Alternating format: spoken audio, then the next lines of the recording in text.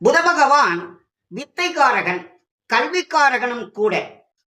அது மட்டும் இல்லாமல் தாய்மாமன் உறவையும் புத பகவான் சொல்லுகிறார். அதேபடி குரு பகவான், குரு பகவான் புத்திரக்காரகன்.